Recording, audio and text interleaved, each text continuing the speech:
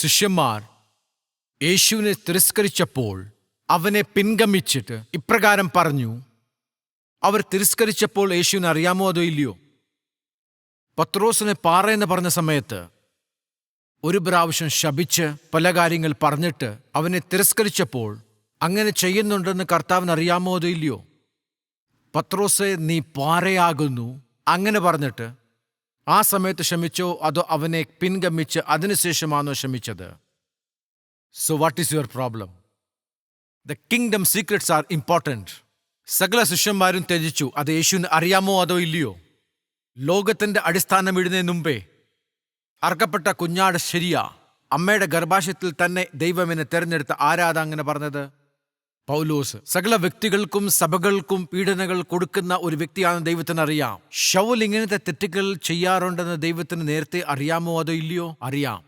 അതേ ശൗൽ പൗലോസായി മാറിയ കാര്യം ദൈവത്തിന് അറിയാമോ അതോ ഇല്ലയോ? അറിയാം. പിന്നെന്തോ പറയുന്നത്? ഞാൻ ചെയ്യുവാൻ ആഗ്രഹിക്കാത്ത കാര്യം ഞാൻ ചെയ്യാറുണ്ട്. ഞാൻ ചെയ്യുവാൻ ആഗ്രഹിച്ചു, അത് ഞാൻ ചെയ്യുന്നില്ല. അതൊക്കെ നീ ക്ഷമിച്ചു, അതുകൊണ്ട് ഞാൻ യേശുവിൻ്റെ നാമത്തിൽ അപ്രകാരം ചെയ്യുന്നു. ഇതിനെന്തുവാ പറയുന്നത്? കൃപയുടെ വലിയ ഐശ്വര്യങ്ങൾ. അവനെ അംഗീകരിക്കും, അവര് മഹത്വത്തിൽ നിന്ന് മഹത്വത്തിലേക്ക് പൊക്കോണ്ടിരിക്കും. You need to go from glory to glory. സങ്കീർത്തനങ്ങൾ 32 ആദ്യത്തെ 2 വചനങ്ങൾ നോക്കാം. ലംഘനം ക്ഷമിച്ചും പാപം മറിച്ച് കിട്ടിയവൻ ഭാഗ്യവാൻ.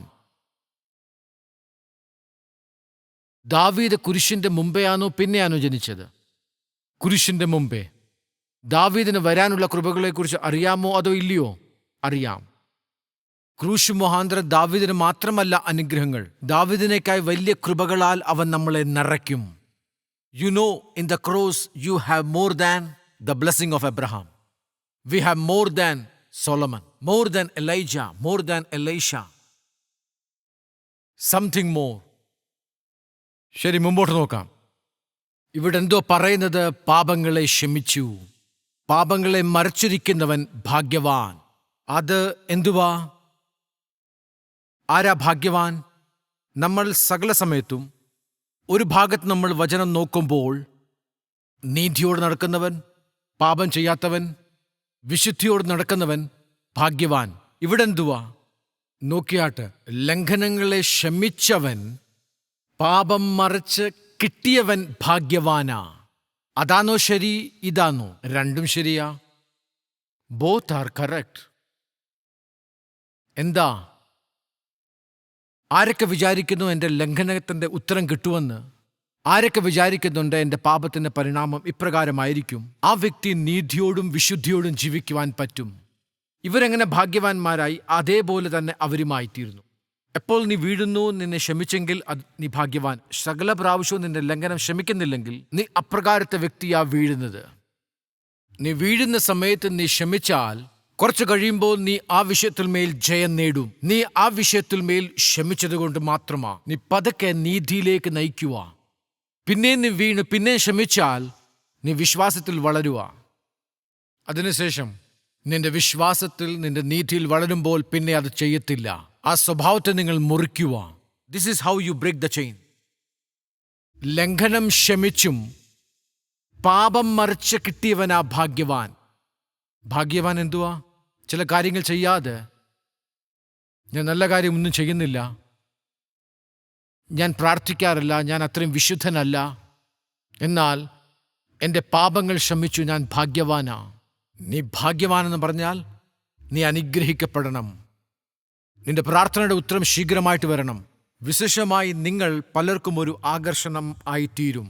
ദൈവത്തിൻ്റെ ഒരു ദാനം നിങ്ങൾക്കുണ്ടായിരിക്കണം.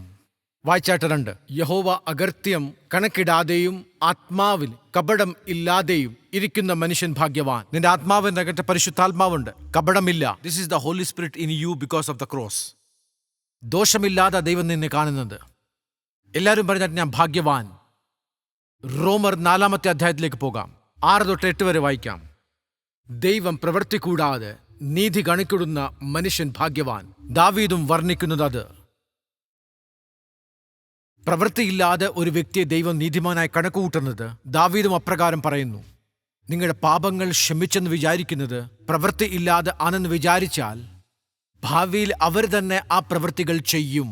പ്രവൃത്തി ഇല്ലാതെ നീതിമാൻ കണക്ക് കൂട്ടിയാൽ അബ്രഹാം പറയുന്നു ആമേൻ. ആ അബ്രഹാം അവസാനം പ്രവൃത്തിയുടെ രീതിയിൽ അവരുടെ വിശ്വാസം മാറും. ഒരു രീതിയിൽ നീതിമാൻ ആയിരിക്കുന്ന അവൻ വിചാരിച്ചപ്പോൾ അവസാനം അവൻ ചെയ്യുന്നില്ല ആ പ്രവൃത്തി. ഒരു രീതിയിൽ നീ ആ പ്രവൃത്തി ചെയ്യുന്നു, ഭാവിയിൽ നിന്റെ അടിസ്ഥാനം എന്തോ ആയിരിക്കണം? പ്രവൃത്തി ഇല്ലാതെ നീ നീതിമാനായെന്ന് വിചാരിക്കണം. You have to know yourself, you are righteous, you are powerful. അന്നേരം നിനക്ക് എന്ത് സംഭവിക്കും? മറ്റുള്ളവരെ കുറ്റം പറയുന്ന സ്വഭാവം നിന്നിൽ നിന്ന് മാറും. When you know that you are forgiven, you forgive others. നിങ്ങൾ ക്ഷമിക്കപ്പെട്ടെന്ന് അറിയുമ്പോൾ നിങ്ങൾ മറ്റുള്ളവരെ ക്ഷമിക്കും, മറ്റുള്ളവരെ കുറ്റപ്പെടുത്തത്തില്ല. നിങ്ങൾ മറ്റുള്ളവരെ കുറ്റപ്പെടുത്തുമ്പോൾ നിങ്ങൾ ക്ഷമിക്കപ്പെടത്തില്ല. ദാവീദ് എന്തു പറയുന്നു?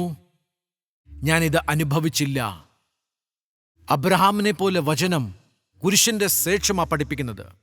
അത് ഗ്രഹിക്കുന്നവർ ഭാഗ്യവാൻ. ദാവീദ് പറയുന്നു, ഇപ്പോൾ നിങ്ങൾ പ്രാർത്ഥിച്ച് വലിയ കാര്യങ്ങൾ ചെയ്യാറുണ്ടോ?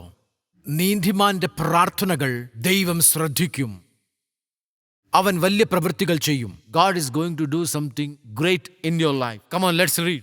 കർത്താവ് പാപം കണക്കിടാത്ത മനുഷ്യൻ ഭാഗ്യവാൻ. So the blessing begins at the point you receive the total forgiveness. എപ്പോഴാ അനുഗ്രഹം തുടങ്ങുന്നത്? എൻ്റെ പാപങ്ങൾ ക്ഷമിച്ചു, ആ നിമിഷം അത് പ്രവർത്തിക്കാൻ തുടങ്ങും. So receiving forgiveness is very powerful. Injection എന്തിനാ കൊടുക്കുന്നത്?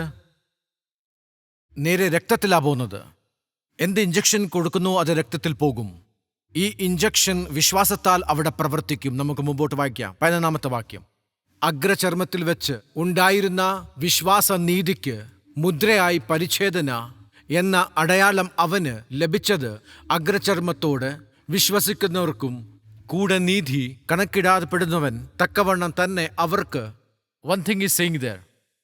And he received the sign of circumcision, a seal of the righteousness of the faith, which he had yet been uncircumcised, that he might be the father of all them that believe, though they be not circumcised, that righteousness might be imputed unto them also. എന്തുകൊണ്ട് Abraham അനുഗ്രഹിക്കപ്പെട്ടു? അവൻ നീതിമാനെന്ന് അവൻ കണക്കുകൂട്ടി. എന്നാൽ പ്രവൃത്തി ഇല്ലാതെ ഞാൻ നീതിമാനെന്ന് അവൻ ദൈവത്തിൽ അപ്രകാരം വിശ്വസിച്ചപ്പോൾ, you see that David, Abraham, Noah, you see these things. പറഞ്ഞാട്ട് നീതി തുടങ്ങി. This is how righteousness begins. അത് ആരംഭിക്കുമ്പോൾ അത് മുമ്പോട്ട് പോകും. പ്രവൃത്തിയാൽ ആരംഭിച്ചാൽ അത് അപ്രകാരം അല്ല. ഇന്ന് സകലരുടെയും ജീവിതത്തിൽ അബ്രഹാമിനെ പോലെ, നോഹയെ പോലെ, ദാവീദിനെ പോലെ സംഭവിക്കട്ടെ. അതിനേക്കാൾ കൂടുതൽ ആരംഭിക്കണം. It need to begin now. Then you will see blessings of Abraham in your life. Righteousness might be imputed എന്ന് പറഞ്ഞാൽ inside, imputed. തന്നെ പറയണം നീ നീതിമാനാ, നിഷ്കളങ്കനാന്ന് പറയണം. നീ അവകാശമായി പറയണം നിന്റെ അകത്ത് നീതിയാ. നിന്റെ രക്തത്തിൽ നീതിയുണ്ട്, എന്നാൽ ഭയവുമുണ്ട്. But still it is true. Now you will feel the power of the righteousness. ഇപ്പോൾ സാത്താൻ നിന്റെ ശാപത്തെയും പാപത്തെയും ഇപ്രകാരം ഓർമ്മിപ്പിക്കും. കഴിഞ്ഞ കാലങ്ങൾ വെളിപ്പെടുത്തിയാലും ഞാൻ നീതിമാനാ. എപ്പോൾ നീ പറയുന്നു, നിന്റെ പ്രാർത്ഥനാ ജീവിതത്തിലും മറ്റു ജീവിതത്തിലും അത് പ്രവർത്തിക്കുവാൻ തുടങ്ങും പതുക്കെ. Glory to glory. നസ്രനായ യേശുവേ, ലോർഡ് ജീസസ്, ഐ പ്രൊഫസൈ. കർത്താവേ, വരുന്ന കാലങ്ങളിൽ എല്ലാ വിശ്വാസികളും അസാധാരണ മനുഷ്യനായിട്ട് അവരെ ലോകം അറിയട്ടെ. സൃഷ്ടിയുടെ അടിസ്ഥാനം നീയാ ഇട്ടത്, സൂര്യന്റെ കല്ല് നീയാ ഇട്ടത്, സകലത്തിനെയും നീ ആ കരം കൊണ്ട് പിടിക്കുന്നത്. നിന്റെ കുഞ്ഞുങ്ങൾ നിന്റെ കൈ കൊണ്ട് നീ സൃഷ്ടിച്ചു. അവർ നിന്റെ കയ്യിലാണെന്ന് അവർ അറിയട്ടെ. അവരെയൊക്കെ നീ ഇന്ന് അഭിഷേകം ചെയ്യണമേ. Bless them today, anoint dum today, empower dum today, release dum today. ഇന്ന് ആരൊക്കെ ഈ പ്രാർത്ഥനയിൽ ഏറ്റുപറഞ്ഞിട്ടുണ്ട്, അവരുടെ അവസ്ഥകൾ മാറ്റി വിടുതൽ കൊടുക്കുവാൻ വേണ്ടി അവർ മുഖാന്തരം ലോകത്തിൽ വെളിച്ചമാകട്ടെ എന്ന് നസ്രനായ യേശുവിന്റെ നാമത്തിൽ പ്രാർത്ഥന ചോദിക്കുന്നു. ആമേൻ.